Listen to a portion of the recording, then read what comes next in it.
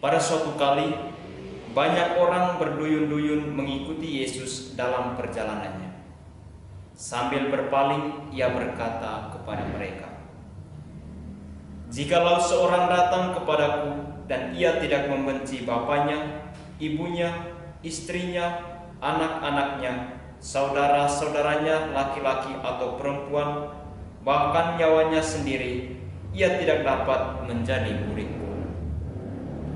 Barang siapa tidak memikul salibnya dan mengikut aku, ia tidak dapat menjadi muridku. Sebab siapakah di antara kamu yang kalau mau mendirikan sebuah menara tidak duduk dahulu membuat anggaran biayanya, kalau cukup uangnya untuk menyelesaikan pekerjaannya itu? Supaya jikalau ia sudah meletakkan dasarnya dan tidak dapat menyelesaikannya, jangan-jangan semua orang yang melihatnya mengejek dia sambil berkata, 'Orang itu mulai mendirikan, tetapi ia tidak sanggup menyelesaikannya.' Atau raja manakah yang kalau mau pergi berperang melawan raja lain, tidak duduk dahulu untuk mempertimbangkan apakah dengan 10.000 orang ia sanggup menghadapi lawan yang mendatanginya dengan 20.000 orang? Jikalau tidak, ia akan mengirim utusan selama musuh itu masih jauh untuk menanyakan syarat-syarat perdamaian. Demikian pula lah tiap-tiap orang di antara kamu yang tidak melepaskan dirinya dari segala miliknya tidak dapat menjadi muridku." Demikianlah Injil Tuhan. Pace e bene. Saudara-saudara yang terkasih, pada hari ini bersama Gereja Universal kita memasuki hari Minggu biasa yang ke-23. Bacaan-bacaan pada hari ini mengajak kita untuk memahami hakikat menjadi murid Kristus. Menjadi murid adalah panggilan yang menuntut segalanya, membutuhkan sebuah totalitas. Merenungkan pesan-pesan Yesus merupakan langkah pertama dari pilihan untuk menjadi pengikutnya. Inilah yang menjadi fondasi iman menjadi Rasul Kristus. Menjadi murid artinya kita bisa mengenal dan mengikuti seorang guru, yakni Yesus. Menjadi murid juga berarti kita harus belajar dan terbuka pada bimbingan Sang Guru. Ingatlah bahwa kita tidak akan bisa menjadi murid Yesus kecuali secara nyata kita mau duduk di bawah kaki Yesus dan secara aktif menyerahkan diri untuk belajar dari Dia sendiri sebagai Sang Guru sejati. Saudara dan saudari yang terkasih, sebagai seorang Kristen, kita memilih sendiri untuk menjadi murid. Inilah yang membuat kita masuk dalam kelimpahan hidup. Menjadi murid Yesus sebetulnya merupakan sebuah pilihan yang nyata dan sederhana. Kita hanya dituntut kehendak untuk mulai belajar. Semua hal yang berkaitan dengan persoalan menjadi seorang murid merupakan suatu keputusan untuk mulai belajar.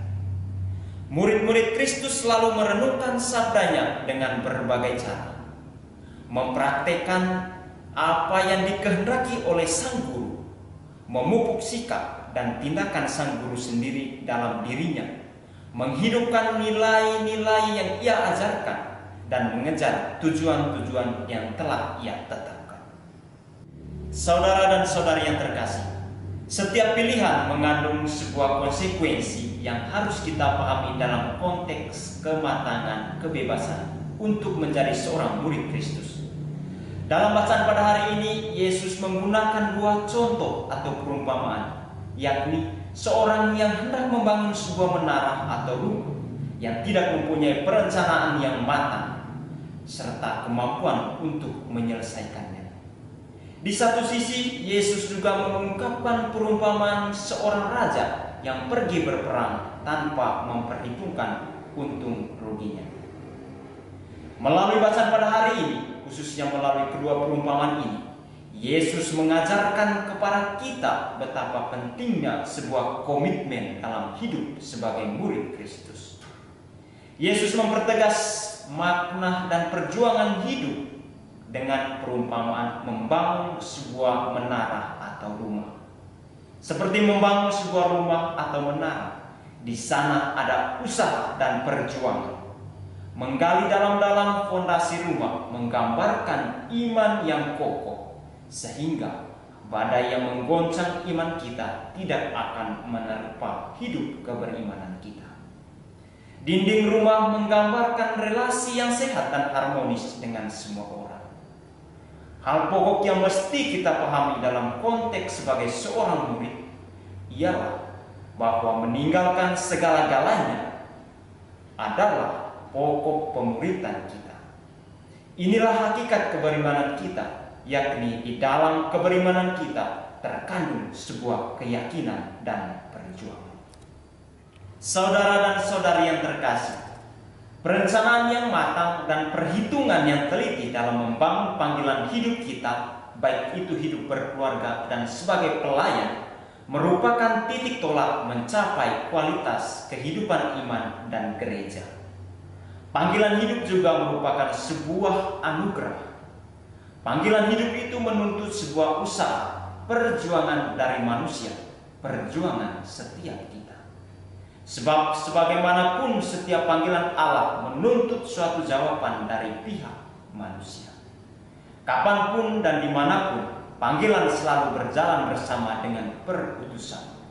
Dengan menanggapi panggilan Allah berarti kita siap diutus untuk mewartakan kabar sukacita.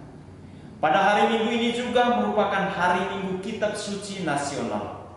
Kita semua diajak untuk memupuk iman kita melalui kecintaan, kepedulian kita akan pentingnya Kitab Suci. Wujud dari kecintaan tersebut ialah dengan selalu membaca dan merenungkan sabda Allah yang tertuang dalam Kitab Suci dalam kehidupan kita setiap hari. Sehingga kita mampu untuk mendengarkan panggilan Allah dan menanggapinya dengan iman serta membangun fondasi yang kokoh.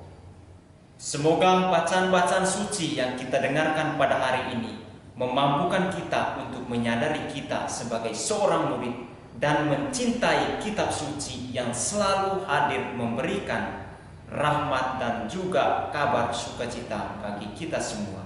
Amin. Tuhan memberkati.